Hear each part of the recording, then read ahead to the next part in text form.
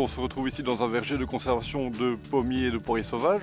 Donc ce sont des essences en fait qu'on retrouve spontanément dans nos haies et dans nos forêts.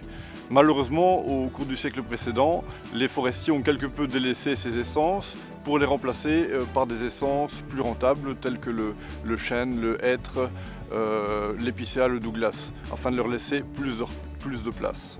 Alors de tels vergers sont intéressants pour la biodiversité à plusieurs titres. Par exemple au niveau des oiseaux, dans quelques années nous aurons des fruits. Ces fruits seront bien sûr consommés par les merles, par les grives, mais également par des espèces de gibier comme le cerf, le chevreuil. D'un autre côté, ces vergers sont également intéressants pour toute une série d'insectes pollinisateurs, puisque dès le printemps, on a une floraison importante.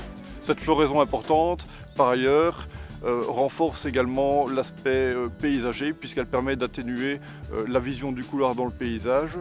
On a donc affaire à des essences qui ne sont pas horticoles, donc c'est des essences sauvages qui étaient en régression. Donc le fait de planter ces essences sous l'îlot de tension, ça permet à l'espèce de pouvoir se redéployer naturellement via la dissémination faite par les animaux, mais également la dissémination qui peut être faite par l'homme lui-même lorsqu'il ira replanter des arbres issus de pépins provenant de ses propres vergers.